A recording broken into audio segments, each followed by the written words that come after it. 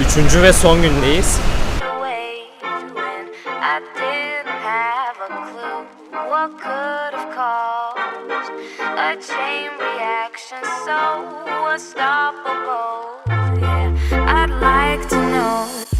Louvre Müzesi 1793'te müze olmuş, ondan önce saraymış. Saray olmasından da önce bir kaleymiş, savunma için kullanılıyormuş.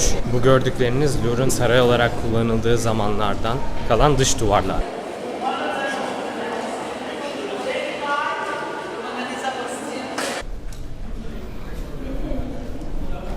Gördüğünüz dairesel duvarlar arasındaki dairesel yapı bir dış duvar içinde kule gibi bir şey yok. Kule kalenin önemli savunma noktalarından biriymiş ve hapishane olarak da kullanılıyormuş.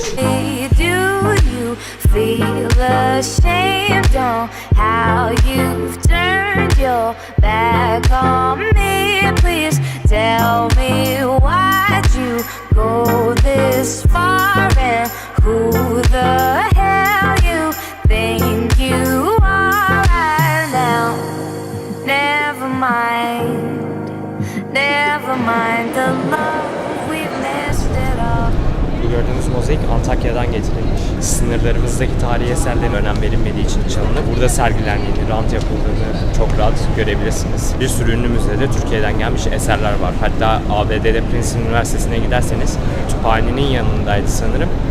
Orada duvarda Türkiye'den getirilmiş mozaik var. Hatta ortasından boru hattı geçirilmiş, o kadar. Ya fark edilmemiş ya önemsenmemiş. O yüzden ortasında böyle çizgi var dümdüz. Yani bunlara daha çok önem verilmesi gerektiğini düşünüyorum. Now this place is full of dust, surrounded by the illusion of a friend, dear friend of mine. Where's your self-defense? Tell me, do you feel ashamed on how you've turned your back on me? Please tell me why'd you go this far and who the hell you think you are?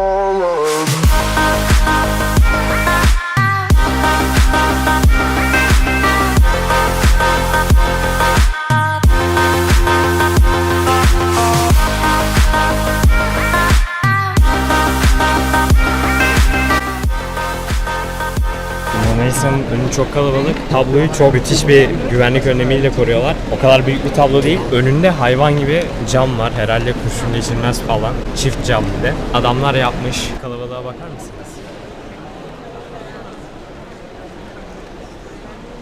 Yaklaştıkça metrobüs gibi oldu.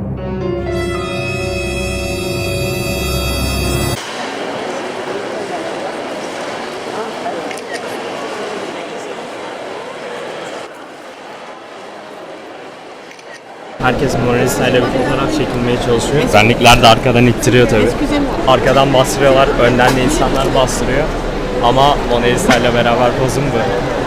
Müzedeki galerilerde Da Vinci'ye ait birçok eser var. Bellini'nin de bir sürü tablosu var. Yani bir sürü ünlü ressamın çoğu tablosu burada, cidden çok önemli bir müze.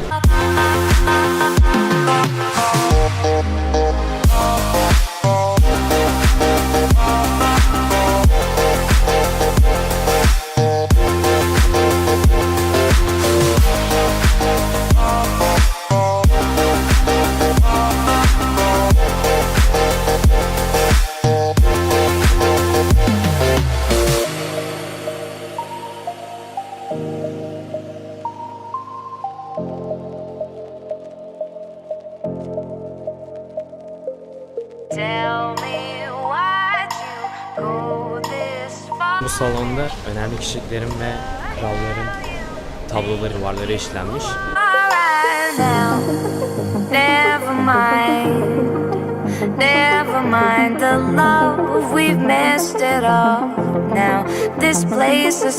Şurası Osmanlı ile alakalı olabilir mi diye düşünüyorum, çünkü sarık var, hilalli bir silah var, Osmanlı tarzı balta var, yatağın var.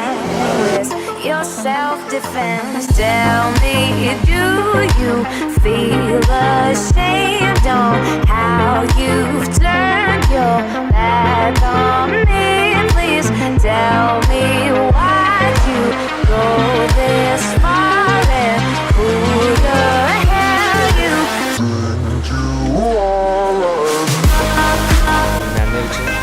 Eski Mısırlıları bayağı seviyorum. Tarzlarını, yaptıkları heykelleri, yaptıkları çalışmayı, tarihi ilgimi çekiyor.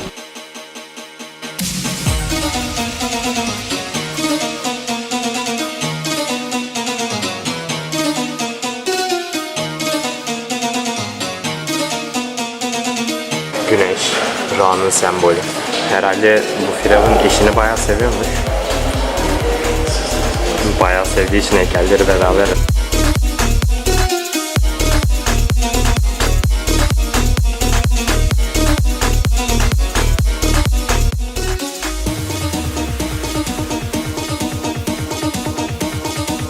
Bacakları karnına bitişik olan saçma bir zırh.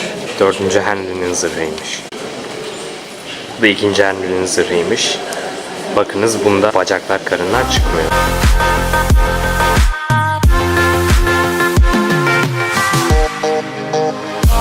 Küçük evde olmam lazım ki lazım ki 7 gibi. You speak English? Yeah. Yeah, this is not allowed inside the museum Why? for security reasons. You Oh. have to put it and put inside your bag. The camera is okay, but not the tripod. Now the AA again. Sauceda.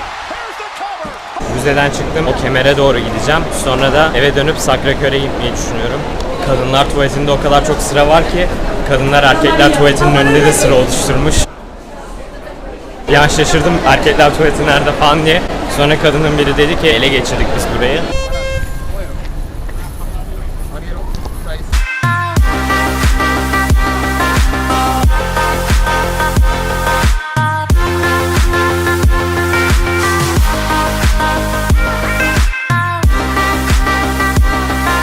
Burası bayağı güzel ya. Tam böyle gelip çekirdek çitlemelik bir yer. İnsanlar bilet için sıra bekliyor doğal olarak.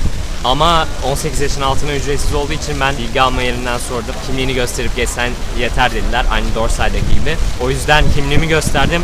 Geçtim direkt, hiç sıra beklemedim. Biraz vakit kazanmış oldum. Don't drop that soap in jail. Hey, don't drop that soap in jail. Kemer bayağı büyük. Zaten arabalarla boyutunu karşılaştırırsanız farkına varırsınız. Arc de Triomphe diyorlar.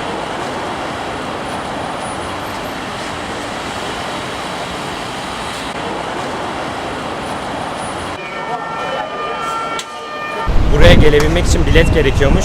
18 yaşın altında olduğum için ücretsizdi ama 18 yaşın altını yalnız almıyorlar. İngiliz bir çift bulup sarışın. Onlar annem babammış gibi davranıp girdim. Sağ olsunlar yardımcı oldular bu konuda. Üst kata da çıkılıyormuş aslında ama üst kata çıkmak için vaktim yok. 284 gayet güzel bir yer. Bayağı büyük. %100 bir Türkiye ait bu. Yani şu dizaynı yapabilecek başka bir ırk olamaz. Burası kaldığım yerin arka bahçesi. Dışarıdan pek düzenli gözükmüyor ama aslında bayağı düzenli bir şekilde dizilmiş binalar. Bir saat sonra garda olmam lazım. Eşyalarımı toplayıp evden yeni çıktım. Tramvaya binip hızlıca Sacré-Cœur'e gitmeyi deneyeceğim. Sacré-Cœur'le garın arası da zaten bir durak, umarım yetişebilirim. Koş koş Sacré-Cœur'e geldim. Tripodum kırıldı. Manzara çok müthiş. Bütün Paris'i görebiliyorsunuz.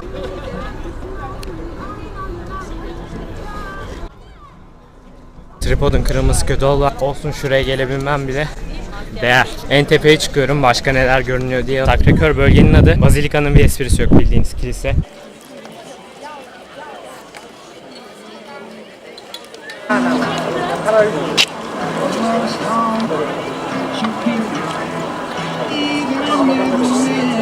Seni kaçırmamam lazım ama kaçırsam bile buna değdi. Çünkü manzara hakikaten çok güzel. Yetişmeye başardım. 13 dakika var kalkmasına. Size Garden orada, yani kuzey görünü böyle göstereyim. Kabataslak. Gideceğim tren bu. Trenler güzel.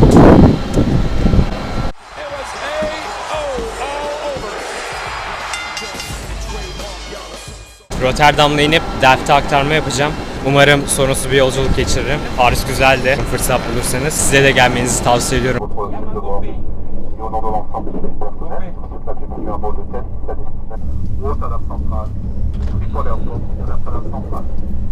İzlediğiniz için teşekkürler. Hoşçakalın. Delft'e vardım. Bisikleti şuraya park ettim diye hatırlıyorum. Yani şu kazı alana. Sonra dedim ulan bisiklet sahasını yıkıp bir şeyler mi yapmaya başladılar.